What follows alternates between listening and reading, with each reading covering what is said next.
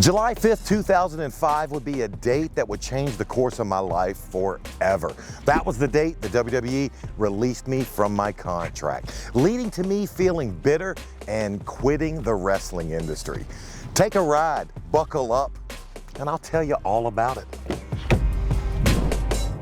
When I say that the 5th of July 2005 caught me off guard, that's the understatement of the century. It was one of those instances, just like when I won Tough Enough and I knew instantly and immediately my life would change and would never be the same again. Getting released from the WWE, I had that same gut feeling. I had that same initial, I wanted to throw up reaction. When I got that call from Johnny Ace, I immediately just had no clue what was next for me. And that was scary. Johnny immediately told me, Maven, you just weren't progressing well enough in the ring. And instead of taking a, how can I be better? How can I show them what they lost? I took a completely opposite approach. And that was, I took the approach of, to hell with them. Let them do their thing. I'll do my thing. I don't need them for anything. Not only did I not want anything to do with the WWE, but at the time, I wanted nothing to do with wrestling as a whole. I immediately started getting hit up from independent promoters and different promotions asking, "Hey man, what's your rate to come work for us?" Nah, no thank you. Well, would you come do a signing? Nope, no thank you. But I did that not knowing what my next venture would be. I mentioned in a previous video all about how I went into, how I fortunately got the call to join the cast of The Surreal Life. I thought now that I'm going off to Hollywood to film this show, I won't have to wrestle again. I'm glad I'm not in the WWE. And it was all too easy to just not worry about and not consider, wrestling as a potential career moving forward. In essence, I was done with professional wrestling in my mind before the age of 30. And at the time, I thought that was the best thing for me. I thought, if they don't want me, I don't want them. I would find my hatred for wrestling at the time would be short-lived. Following my filming of The Surreal Life and following my time out in Los Angeles, I would be back at home and the calls from independent promotions would continue, and guys would ask me, "Hey, you want to come out, you want to wrestle, you want to do this, you want to do that?" And then I got linked up with a gentleman who was starting almost like a house show or an untelevised show for TNA. And his name was Hermie Sadler. And Hermie was a good friend to a lot of the wrestlers that I worked with, being that Hermie's brother, Elliott Sadler, was a NASCAR racer. Those guys were always at a lot of the WWE shows.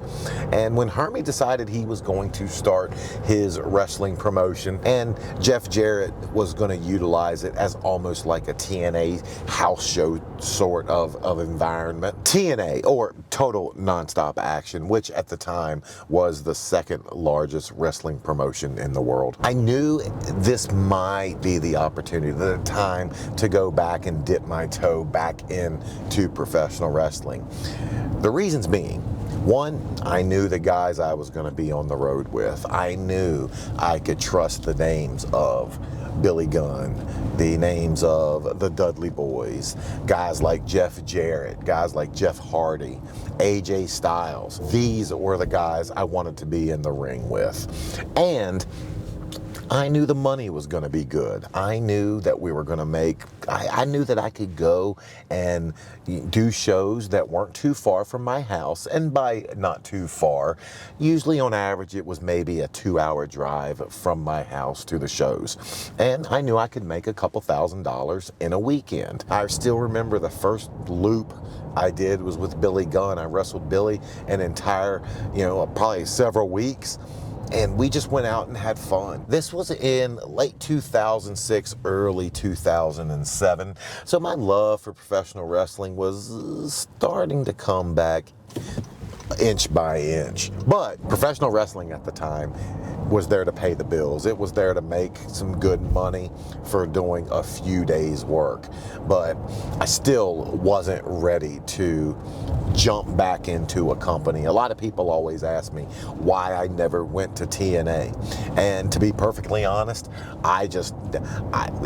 wrestling wasn't where I saw my future heading, but I was still extremely bitter, and I did not want to go through the pain of losing my true love again. So in 2008, when the opportunity to join HSN, or the Home Shopping Network, when that presented itself, I jumped at the opportunity. And round about the same time in 2008, after the ink was dry on my contract with the Home Shopping Network, I did actually have an opportunity to join WWE back in my lap.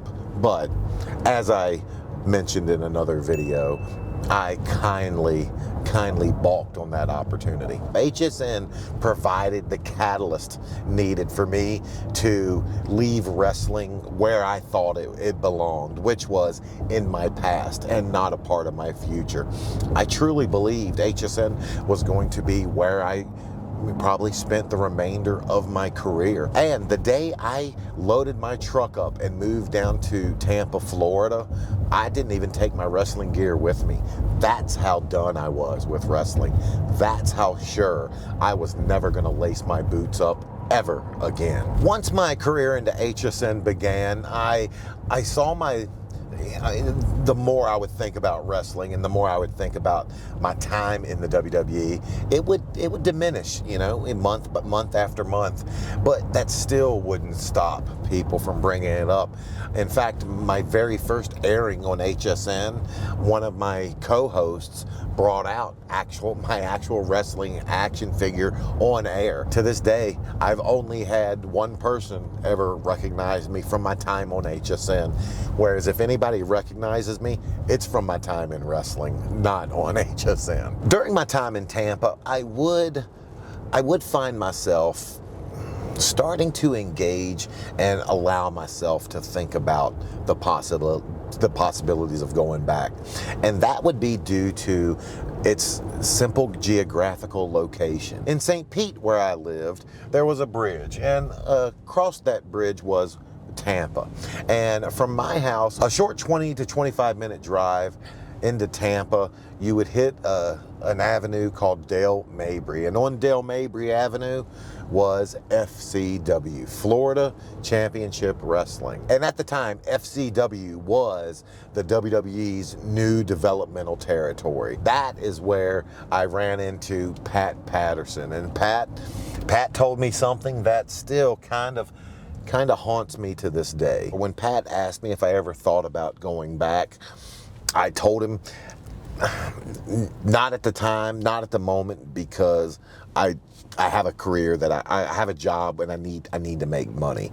And that offended Pat. Pat was, he didn't want to hear that. Pat wanted to, and he told me as much. He told me, you have to be in this business for the love, for the passion, and not for the money. And you know what? He's not wrong. I think what Pat was in essence telling me was there's a limited time that you have to do the wrestling business as a competitor. And if you don't do it when that time is in your grasp, one day you're gonna lose it. And I didn't understand that at 30. I do understand it now. In 2012, another job would come to an abrupt end, and I've actually done a video all about my arrest and what led me to having to leave HSN. But in 2013 or 2014, I found myself working in the city in New York. I was probably at the lowest point of my life as an adult. Wrestling was probably the furthest thing from my mind at this time. I hated when people I hated people even recognizing me on the street. People would ask me, "Are you that wrestling? You that wrestler?" Man, it was hard to say yes sometimes. And therefore, at that point, wrestling was as far removed from my mind as possible. Until a fateful night. And by fate, by chance, Matt Cardona and Brian Myers would find their way into the bar I was actually working as a bouncer in this bar. Nothing brought them in. I didn't bring them in. I didn't know the guys at the time. And we exchanged numbers that night. And obviously, both the guys were at the time signed WWE talents. And I certainly didn't think anything was going to progress from that fateful meeting. But a few years later, it did. And when Brian Myers found himself outside of the WWE looking in, he was pretty heavy on the independent scene and someone who was always booked. He was moving and shaking and making, getting things done. And he called me up and he told me, "I want to get you back in the ring."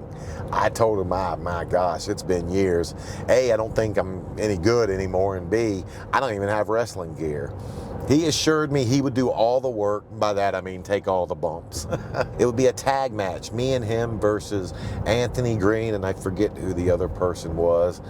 But that one weekend, that one match, reignited a spark. Anthony Green, the kid who I'd be wrestling, told me I was his favorite wrestler. Now, listen, whenever anybody tells me you were my favorite wrestler, they're doing it for one reason, and it's because I'm standing right in front of them.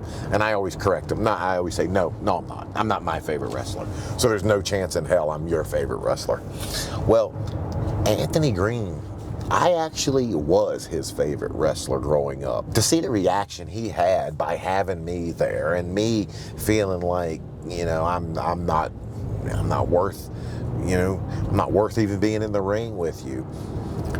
Not gonna lie, it might have relit the spark a tiny bit. I would leave that weekend maybe not eyeballing a full-blown return, but definitely seeing a little bit of love coming back. As the years would progress, and I was trying to not only rebuild my life, but just rebuild who I was as a person, I would find myself involved in a bit more wrestling. One show might lead to an interview, which might lead to a podcast, which might lead to another show, which ultimately led to me doing some indie shows routinely around the New Jersey area, and would help me reignite that passion, that love for wrestling. I would no longer find myself as the new and the tough enough kid. Rather, I would find myself being the veteran, the guy who had been around, the guy who others looked up to as, oh my gosh, I watched you when I was growing up. Something that still is not easy to hear. But my love for the business was back. And it's good to know that I can still contribute. It's good to know that I still have some value to give. And it's good to know that each and every week I'm able to provide that value to all of you here on this platform.